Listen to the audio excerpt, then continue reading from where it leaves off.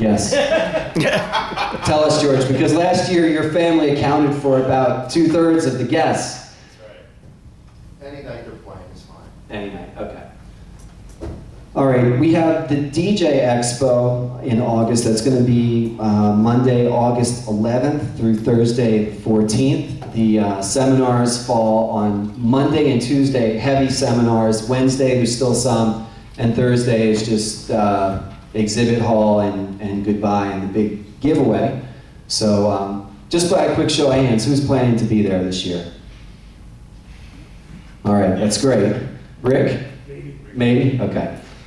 So we are going to be having a meeting. Now the funny thing is, DJ Times is notorious for doing this. They don't tell us when our meeting is going to be until about a week or two before the event. So therefore, we have trouble, if we wanted to book an outside speaker, it's hard to do without a date and time. So we are considering some different options for our meeting down there. The last 2 years, we brought in outside speakers. We had Sunny from Wedding Wire 2 years ago. However, our meeting was on like 8:30 after the promo-only party, so it was not many people, and the people that were there looked kind of sleepy.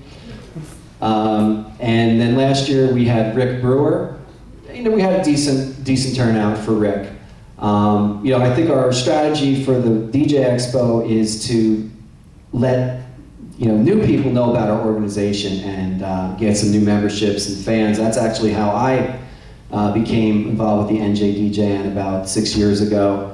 I just stumbled into a meeting room. I liked what I heard. We had Jeff Cyber talking. We had Marcello speaking, and it was inspirational. And I wanted more. So that's what we want to do. So whether we produce something on our own from our own members, or we bring in an outside speaker as a technique to get people in the room, we'll do our best to hopefully get the word out about the NJDJN and get some new members. So tonight we're going to hear from two speakers. The first will be Mr. Rick Taborda, former star DJ and current financial advisor, entrepreneur. He's going to talk briefly about financial planning. So we want to build up our financial fitness with Rick. And then after that, we're going to hear from Mario Panicucci, also from the Star DJs Dynasty, and he's going to talk about getting our health in the best shape that it can be, so that we can do our jobs well and be our best for performances, and hopefully have a very long career in the mobile DJ industry. I think if you were to do a survey of all the industries out there, I would have to say that the mobile DJ lifestyle is riskier, unhealthier on average. So we really need to pay attention to what Mario is going to teach us tonight. So without further ado, let's have a round of applause for Rick Taborda.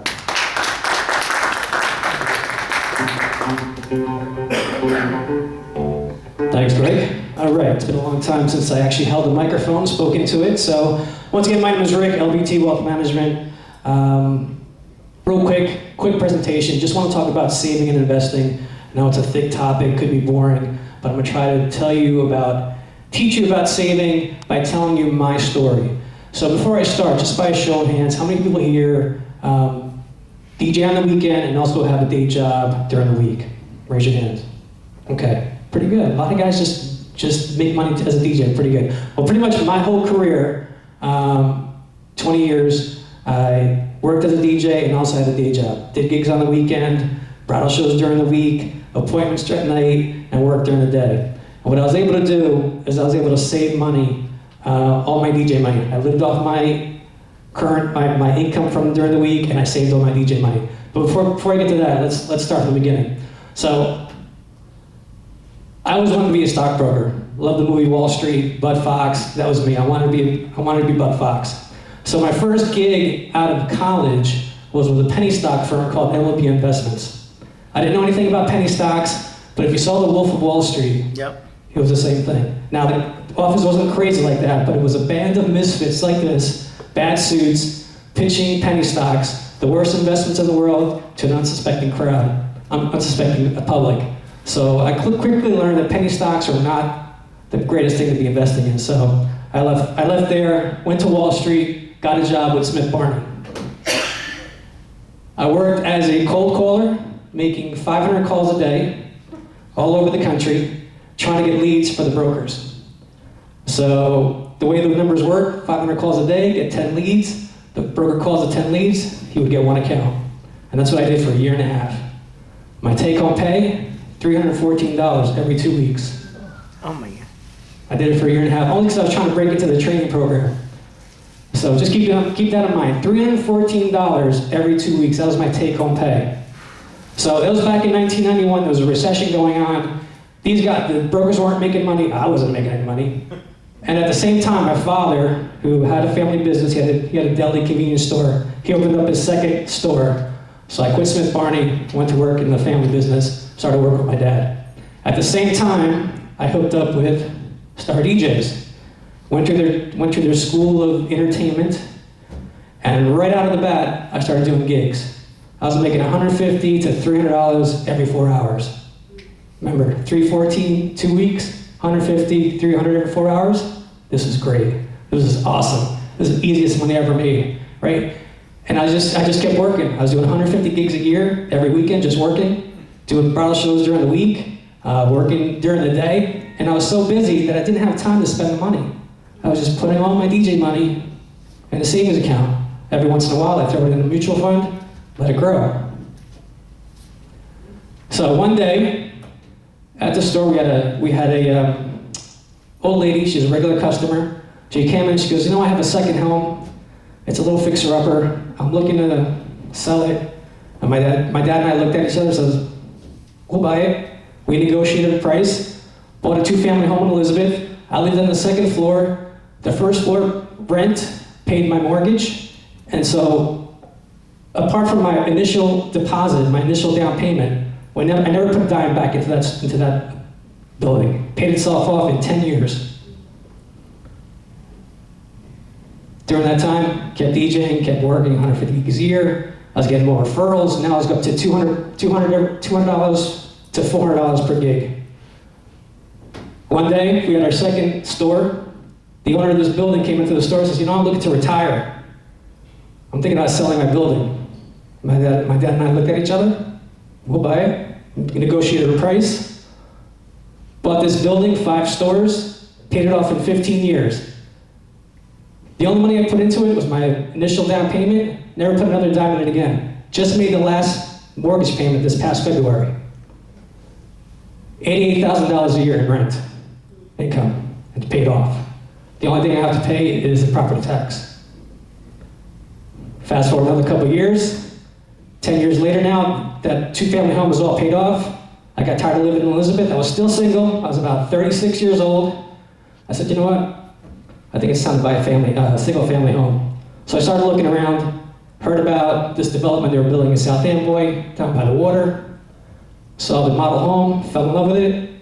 Again, working DJs. I was making around $300 per gig, between $300 and $500 per gig. Still saving that money. Fell in love with the house, but I didn't quite have enough money. So what I did is I sold the 2-family home, made a down payment, and bought that house as a single person.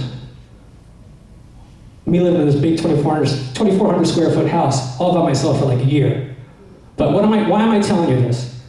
The reason I'm telling you this is because, and now it's full of 4 people. Now I have a family, married family, two kids, a wife, so we're living in a happy family and I'm not alone anymore.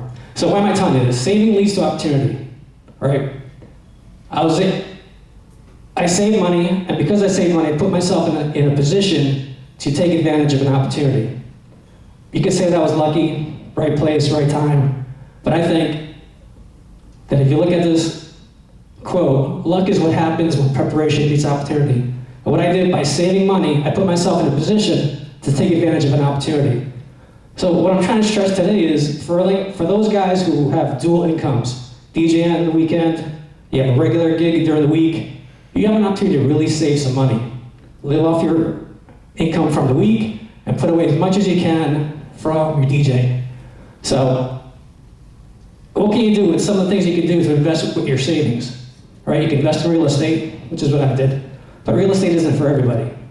You know, there's liability issues, there's dealing with tenants.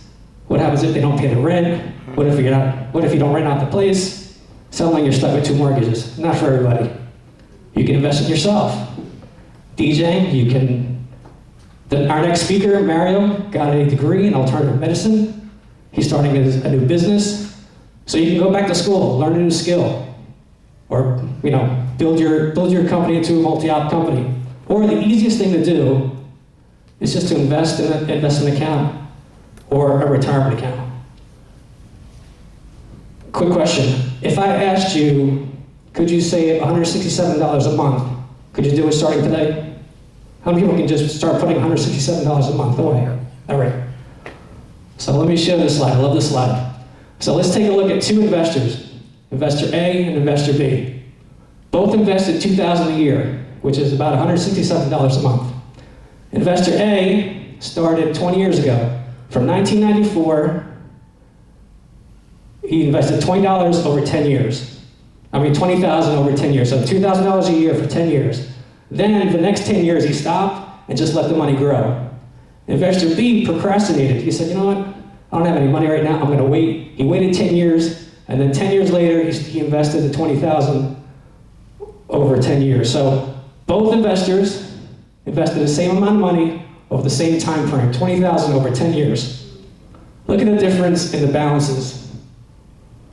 Investor A only invested $20,000. By end of 2013, he had $63,000. Investor B, who waited 10 years and then started investing, his balance is now $34,000. So there's 3 things I want you to see that I want we want to take out of this slide. The first is, the earlier you start saving, the better you're off you'll be. So you can start saving early, do it for a while, and stop. You're still better off than if you waited and started later. The second thing is, look at the time. Between 1994 and 2013, between 2004 and 2013, in both time frames, we have 2008, right? The Great Recession, biggest market drop in over 70 years, and still, these guys stuck with the plan, and they're still ahead of the game, right? They didn't get scared out of the market, they didn't sell at the bottom, they stayed stuck with their plan, and they're still ahead of the game. And then the third thing I want you to look at is look at this guy. He's ahead by $43,000. How many gigs would you have to do to make $43,000? How many times do you have to load up your van, unload it, set up for the gig, unload and go home to make $43,000? This guy didn't lift a finger.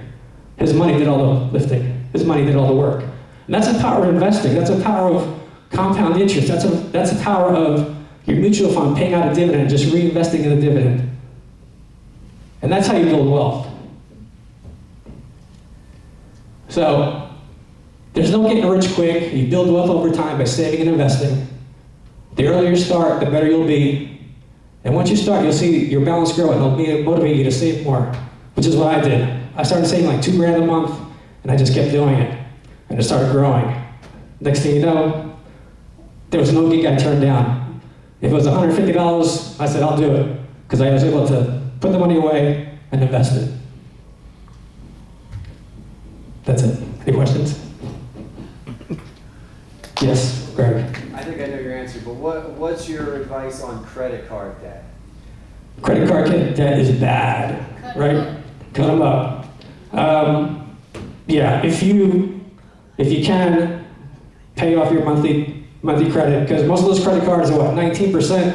24%. 24%. 29%. If you're lucky, you have one that's 8%. So if you have any of those cards, pay that off first. Even pay that off before you even start investing. Because think about it, if you have a 19% interest on that credit card, when you start paying it down, it's like if you make 19% back. So it's very important that you get rid of all your credit card debt. Yeah, it's like the compounding is working opposite against you and keeping you down. So Exactly. yeah.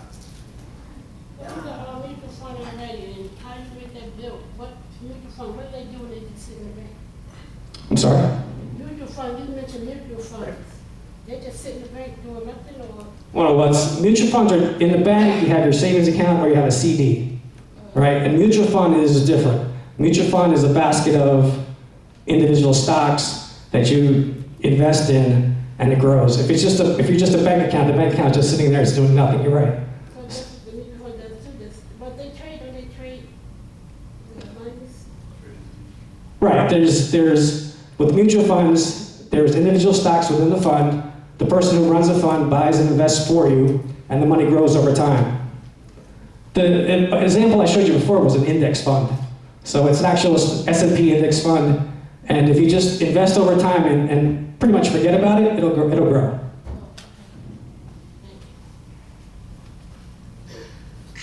Anybody else?